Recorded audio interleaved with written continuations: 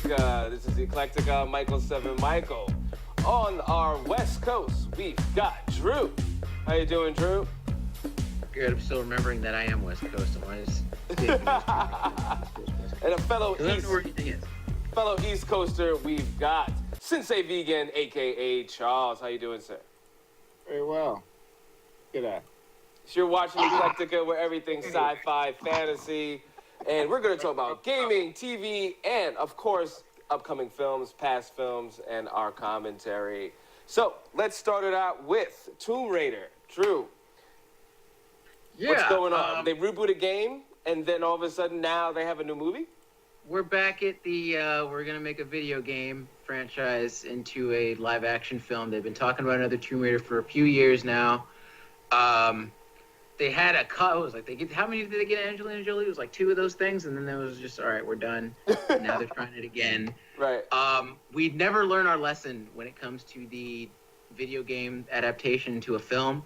Not saying that it can't be done well, because Silent Hill is an awesome movie, even without it being connected to the video game franchise. Right. But for every Silent Hill, we have like about 3 of the Super Mario Brothers movies from the 90s. Blood Rain. We get I wasn't even gonna take it there. But yeah. So we have the new trailer. This is modeled after the Square Enix iteration of Tomb Raider. So this is like I guess you could say toned down version of Lara Croft. I guess at least She's in younger. Design. Green. She's younger. It's like a world. Yeah, that game was like a year 1 for her, and she was like getting her grips when it came to like being an explorer and adventure and all that fly stuff. She's I guess a modern take on the Indiana Jones, next to Nathan Drake in the Uncharted series. Uncharted.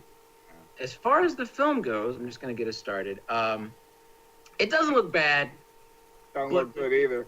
Imagine the actress that plays Lara Croft.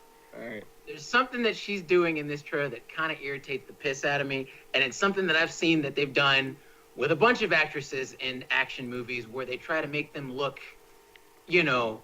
they try to make them look glamorous, but do hard action stuff at the same time. Some actresses can pull it off. Charlize Theron can pull it off. Michelle Yeoh can pull it off. We were just talking about how Gal Gadot, when it came to Wonder Woman, if there ever was a perfect blend of making a female actress look attractive, look beautiful, and do badass stuff at the same time, it's her. She can just do it, right? I'm glad you said Michelle Yeoh, because she never gets any credit. Anyway, she's criminally underrated, I feel, in Hollywood. She's so damn good. She's too damn good. But then you have Alicia Vikander in this one, who there's one shot, so I don't know if you could bring it up for us. Yep. She's doing crap like ducking underneath sharp, rotating logs, and she has this look on her face that looks like she's trying to pose for like Vogue magazine. And I saw that part in the trailer. I'm just like, God damn it, here we go again. She has this. No, real talk. Look up. She's just. I know exactly what you're talking talking about. about. Look on her face, like that doesn't look like something. If there were sharp blades that were coming at you, you would not have that serene and calm. Just stop. Come on. You it's not see no. Like some butterflies or something floating around her head or something. Yeah, it's like this. It looks like the look on her face is someone, give me alarmed. Not, I'm ducking under sharp freaking blades, Indiana Jones style. It's like, look alarmed for me, love. Come on. Clink, clink, clink. Pose for me. Clink, clink. No, it doesn't work. And she does that a couple times in the trailer, and I'm not wanting to judge the whole film based on that part that bugged me, but I noticed. And it's happened before. Being a fan of the Tomb Raider games, I remember playing one on a PS1 all the way to the newest ones. The movie looked, it was just cutscenes out the new game. That's all it was. So, me personally, I would have liked to see maybe another adventure. I don't need to see the whole game. You understand what I mean? Maybe you can go back and do some time lapses of how she got started and stuff. But I don't want to see a reiteration of the darn video game when I can just go back and play the game. That's what kind of irked me a little bit, because stuff just, I was like, man, that wasn't the game. I understand. It does feel a lot much like a year 1 when it came to the game, which is what that was, but just a full-fledged game. Yeah. I'm still going to give it a chance just because I didn't play the newer one all the way through. So I think coming in aware but not completely, I guess, abreast of what happened in the game, Yeah, I might enjoy it more. So, yeah. I might enjoy it more. It was, So, I don't know, it's just weird. It was just weird looking at it. Like I said, I very rarely, maybe a couple video games that turned into good movies. Most of them are just bad. So I don't know. It's not. I don't think it's like a comic book. I think it's a little bit different because you actually play the game. You're not playing a comic book. So to take like a Batman or a Superman or one of these things and actually take that comic book and turn it into a movie is a lot different than taking a game that you can actually physically move the character around and play with it and do this. It's yeah, exactly. There's that factor of being interacting with the character and other things that are around the character. You take that away for a film, and it feels like there's something lacking. And then when you add that with footage that looks very reminiscent of the game, it's kind of like you're watching someone play through a game, like the game with the cutscenes. Yeah, I might as well be watching like Twitch. Let's play. Yeah, like watching Twitch. It's like a Let's Play. Dude. So, which I don't know. It depends if that's your bag. If you can deal with that, then this might be the film for you. And if not, you might just want to stick to the games. They've been talking about making my God, what was it? We were just talking about it. Uncharted into a film for years now. And I'm playing the games now, like years after the fact, because I have 4, so means I have to play 1 through 3. Some darn good games too. It doesn't need a film treatment because you have all that quality and cinematic flair there in the game. Plus, I'm playing the damn game. Dude, so when you look at Uncharted, it's like it looks like a movie. It looks like it looks that good and it plays that good. They don't need to make that game into a movie. I think would actually mess it up. Yeah. Side note too, what I think would be pretty clever, since both properties are owned by Sony, wouldn't it be kind of badass if we come to find out, like Lara Croft in this movie solves a puzzle, some global thing, right? Then when we get the Uncharted movie, Nathan Drake solves his puzzle, and at the end of the second movie, we realize that they're actually solving 2 parts of the same puzzle, and the third movie has them cross over. Yeah, see, that's something. Dude, I mean, you shouldn't have said that out loud, and someone's probably going to do it. But that would be something that would work, I would say, because it's different. Just write the script, put it out, and do it. I think that would actually work more so than just doing a Tomb Raider and Uncharted movie. I think bringing it together that might work. And then that could be, since everybody has to have an established cinematic universe now, if that's the right if they held the gun to my head and it's like, Drew, you better figure this crap out right now with these video games properties for Sony, I'm like, okay, Uncharted and Tomb Raider take place in the same world, and then might be a way to go. I don't know. That could be cool. So are you guys going to say to the fans, based on what you know so far, we should check this out? I'll go see it. I'll go see it, but my expectations are about as low as they can get right now for that. So I'm not going to get amped up. So. I'm going with an open mind. I'll give it a shot. I'm not expecting it to be the greatest thing ever, but I'm not necessarily expecting it to be crap. All right. Well, Kingsman 2. Should we watch this? Shouldn't we watch this? I didn't see this yet, but both of you have, but you seem to have different views on this film. Yeah. So I like the first one. Okay. But I'm not. When I see movies now, it's like when we saw Get Out, right? We're like, you got to go see the movie. Right. Now, if someone asked me, should I go see Kingsman? I'd be like, I don't think it's something you need to rush and go see. That's me. I kind of see it going down the same road as like Charlie's Angels. It's starting to get a little far-fetched. Because when I think of Kingsman, I'm thinking of like a James Bond, that type of thing. Which wasn't far-fetched at all, but okay. Well, if you look at, no, but I mean, even if you go back and you look at, if you look at even the old Roger Moore ones and you look back at what he was doing, I mean, yeah, you had the gadgets, but if you take and you look at the fighting, yeah, you actually laugh at some of the fighting now, and the choreography wasn't all that great. It was ridiculous. Those James Bond movies were outrageous. Yeah, but even Daniel Craig, I mean, it's far-fetched, but at the same time, it's not. I mean, if I compare that Daniel Craig movies to Kingsman 2, some of the stuff in Kingsman 2, I was like, are they X-Men or is he just a normal dude? Some of the stuff was like. Yeah, and again, I'm perfectly fine with that because as balls crazy as the James Bond movies were, every iteration really, when you get down to it, it's fine. You're expecting over-the-top action when it comes to these movies. They established that in the first one because you had a girl who walked on swords that functioned as legs. You knew you weren't getting a realistic, grimy portrayal of real life and spies because that's what you have 24 for. That's what you have all those other, espionage, some drama sports. And I mean, even like the fight scene in a car, I'm looking at some of the stuff. I'm like, all right, man, you got this dude that has this Call of Duty arm. Tokyo Yeah. drifting in the streets of London.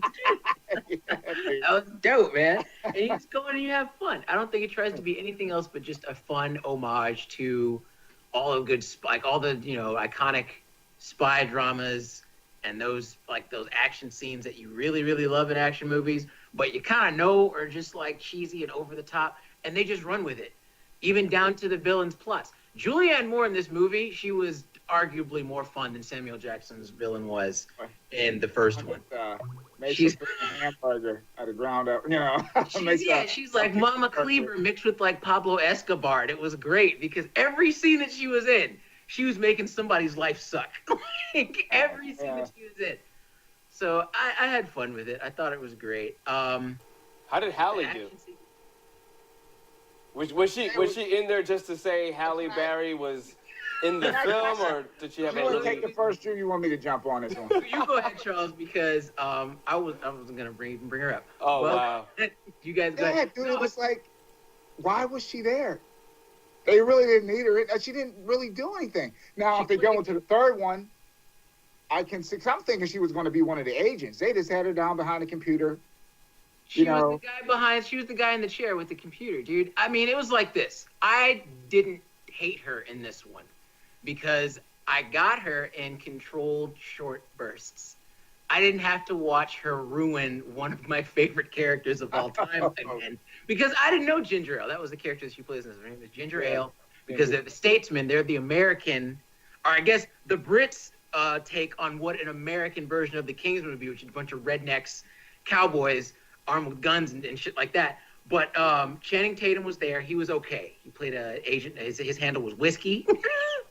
Oh, no. I'm sorry. He was tequila. Tequila. Yeah, Pablo Pascal's character was whiskey, and she played a character named Ginger Ale. I didn't hate her because I didn't have to look at her the whole time. She wasn't there irritating the piss out of me the whole movie. she wasn't in there very much. It was just, like you said, short bursts. Yeah, same thing with Channing Tatum. Did you catch this now? I don't know. Maybe it was just me.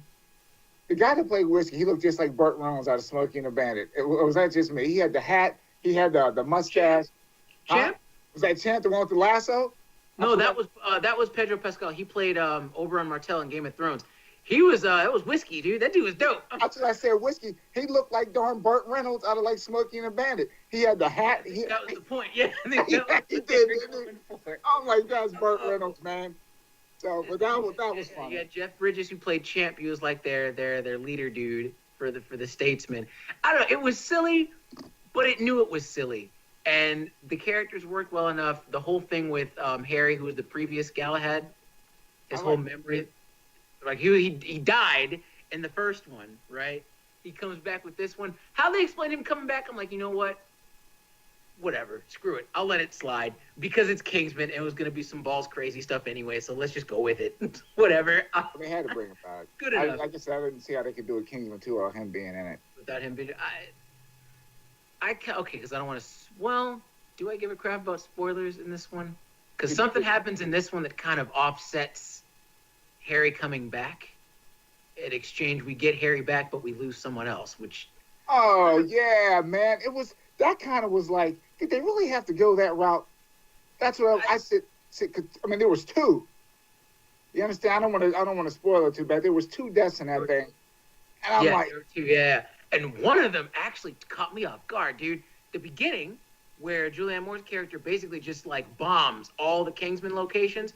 Roxy from the last one, you see the missile come for her house, and I'm like, oh crap, Roxy's gonna have to figure out a way to get out right now. She moves like off the bed, like she's going to jump into like a hiding, like a. That's what I thought. Yeah. She never shows up, so I'm like, damn, they killed Roxy in this one, bro. That's crazy. And they killed the dog. We have to see though, man, because the way they did it with Roxy, it was like you said, like she got away into some like secret little room or some little safety bar or something. So maybe in the third one, you might find out she didn't die, but I don't. Yeah, that's what I'm thinking too, because I watched it with my mom, and I was like, damn. They straight up killed Roxy in this one, and you thought that she was going to make it out somehow. She didn't show up. And then my mom was like, well, they might be because if they make a third one, that's how they'll, like, bring her back or something like that. I'm like, good point. Yeah. That actually makes a lot of sense. Yeah. We'll see. I mean. Then the other one, too, man. I was like, really? You know, like, first time out in the field, and that's it? That's what happens? She really didn't get a grand total of much over the last two movies. I mean, she pays her dues in the first one, and she does like her little thing at the end of that movie. She dies like 10 minutes in to this joint, and I'm like, wow. You don't realize that until afterwards that they just straight up killed your girl.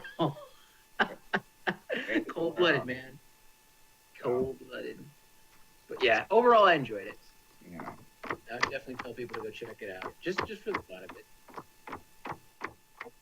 That sounds good, Seth. Now there's a lot of buzz about the new Star Trek. I haven't seen it yet.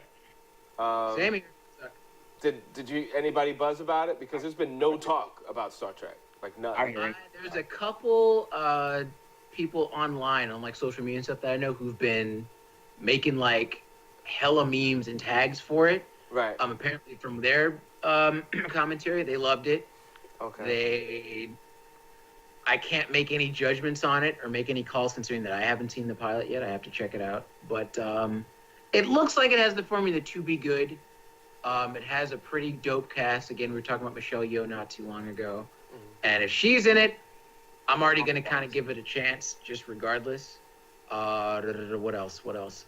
And then there was the idea that your thing, Seven, is that while you like, what's her name? Sonequa Martin Green? Is that her full name? Oh, from The Walking Dead?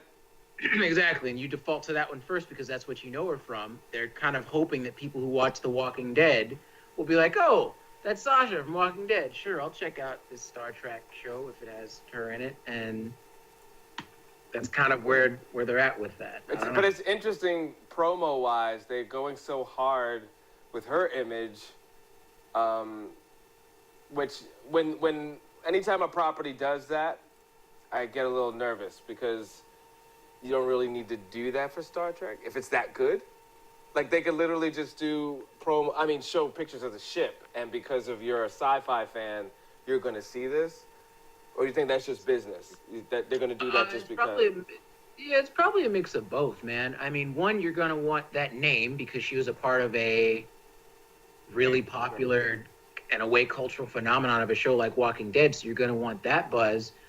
But two, they're kind of breaking ground, not in that she's a female and she's the main character, but that you haven't really seen a woman of color be portrayed like this in the Star Wars brand yet, or Star Trek brand, rather. Sorry. Mm-hmm. Star Trek. Yeah. So we've had female captains before, but we haven't had one that was of color yet. As far as I'm recalling, my Star Trek lore isn't all that great, but they have had female captains before. That is true. Yes. We have female captains, but we just don't have one that was. I guess if you were to take it, you don't have Uhura leading a ship, right? Leading a crew, right? So that's a place to go. There's something that can be done with that, as long as it's done well and it's done from a genuine place, and it's not just let's just hit these beats here that will satisfy this audience, and this demographic. Right. Let's make a unique character and take them to places that we haven't gone yet with the franchise, which is kind of hard to do considering how big of a scope Star Wars has gone Star through Trek. over the years. Why am I doing that? Oh my God! Stop. Star Trek. That's it, man. You don't want the Trekkies come for I need to you. get my stuff together, man. Yeah. Go get you a drink of water, man.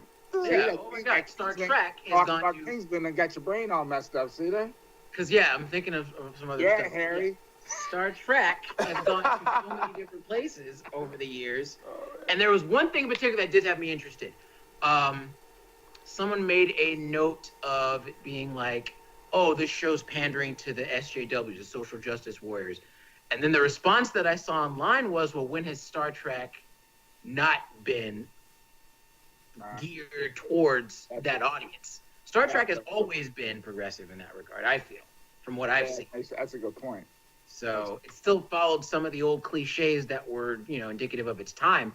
But in a lot of ways, Star Trek did a lot of things that a lot of other shows, period, weren't willing to do or weren't able to do. Right. So I will give it a chance. It's Star Trek. It's earned it. I'll definitely check it out. So have they ever made an alien captain? No, which is kind of what I was hoping for with some of these later films. Right. That, like, let's say if Kirk died, and it was, if not Spock, who we already know is kind of like the second in command for the Starship Enterprise, if it was another alien who was acting as a captain, like let's say if it were Worf, right? And you had an iteration of Next Generation where Worf was leading the crew, Right. and then you had all these other characters kind of peppered within, Right. and you had the react. It wouldn't change the dynamic all that much, I feel, but it would definitely give us something that we haven't seen yet. Right. And it sends a message, too, that it's not this humans are the center of everything, this ego. We police the world, we control the world, blah, blah, blah, blah, blah, blah, blah. Which, We're like the core of everything, but then they are pushing that, kind of.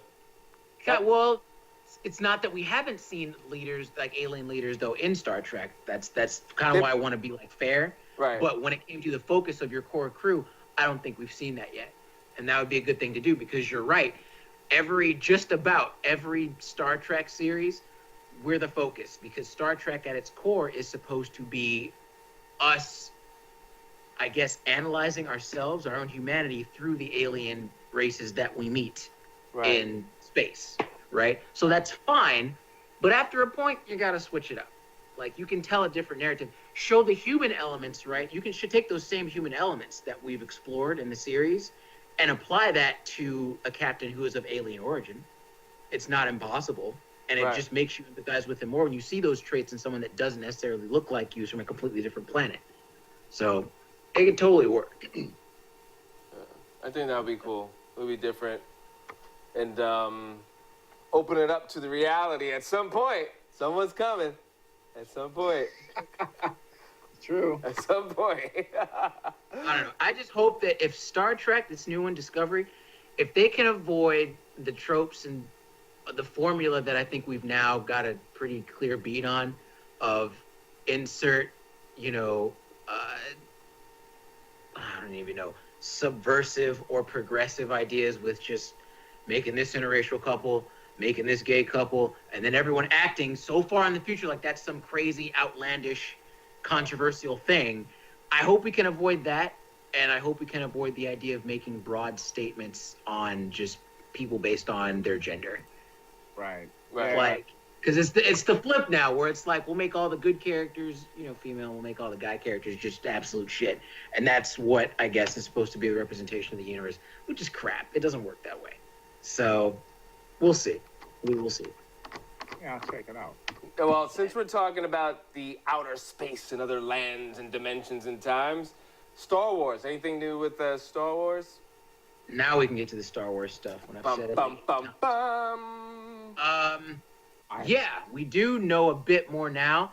They've been keeping the Han Solo movie pretty under wraps. They've kept that under wraps a lot. I'm glad. Thank you. I don't even know if I'm going to watch the trailer when it comes out. But we do know that it will be based on the Kessel Run. Which, remember, we heard all those years ago, that was one of Han's things that we knew him for, right? The Kessel Run. And we were talking about that months ago. If they were going to make a Han Solo prequel movie with him and Lando, that could be one concept, or showing how he got his steez as a smuggler. Like, what was his big first caper as, like, an up-and-coming smuggler in the universe. So it could be pretty badass. I'm still hoping that they don't come out with making Childish Gambino, like, all money and suave and stuff. That's something you got to learn over the years. Right. You got to build up to that. Lando Calrissian didn't come out the birth canal cool. He had to learn this. Yeah, you got to get his sea legs. 7, you know what I'm saying? Yeah, he didn't. You know what I'm saying, folks? That's what was on my mind before the other time. And I know that they did finish filming for the next Star Wars film, the official one in the series. It's episode, oh my gosh, is it 8? Right? Yes. Episode 8, yeah. So the Last Jedi, that finished filming. Wait, so what comes out first, The Last Jedi or the Han? I'm pretty sure Last Jedi. Okay. Yeah. It's out this year, isn't it? I thought it was coming out. I thought it was coming out like Christmas time. Star Wars. It's Christmas. Yeah, it's Christmas. So the next one's in Christmas, and then after that, the following Christmas, we're gonna get Han Solo.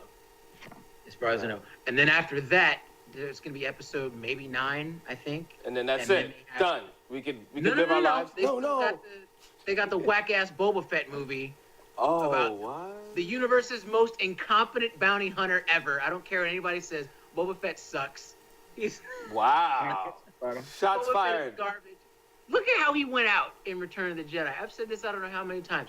Boba Fett sucks. How are you gonna sit up there and go from like Mr. Badass, I'm gonna hunt Han Solo from one point to the universe to the other, and then get taken out by sheer accident by a blind dude? Like, it just, Boba Fett, you suck, man. Getting knocked in the Sarlacc pit, looking like something out of a Goofy cartoon. Stop. I forgot his name though. Samuel L. Jackson character cut his head off too. One of them darn He was the cool one. That was his dad. Yeah. Jango Fett, but he kind of went out like a writer, I think. But Jango Fett was way better than Boba. Boba Fett sucks. So he's gonna probably get a movie, and hopefully they can redeem him with that one because he's kind of a joke in my opinion. But yeah. So that's something we got coming down the pike. That should be fun. Admittedly, I am more excited about The Last Jedi than I am Han Solo, because you kind of know where everything's going to stand by the time that the thing ends. So it's more like they're trying to add on to Han Solo and Lando and their mythos and their relationship, which could be cool, but I'm definitely looking more towards Rey and Finn and all them. I agree with that. You know, once you do the prequel kind of thing,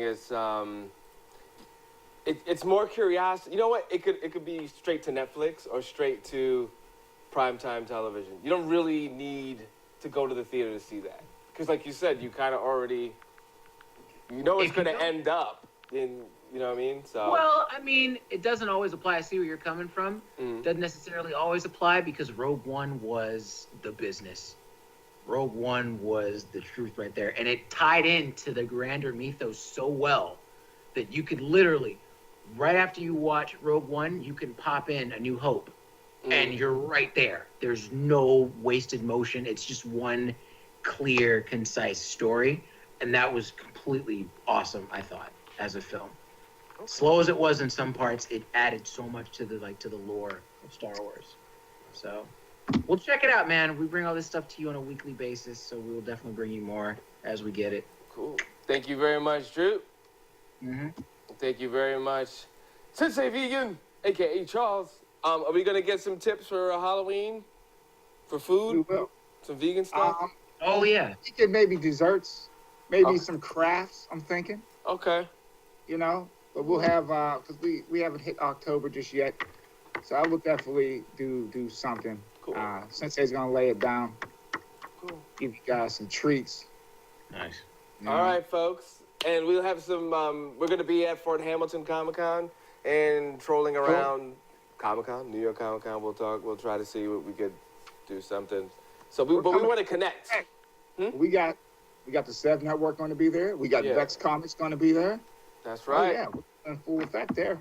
All right, folks. So and hopefully we'll have a guest next Sunday. So check us out. We're live. All the information's on the site, and we'll see you guys next week. Thank you so much. You're watching Eclecticka.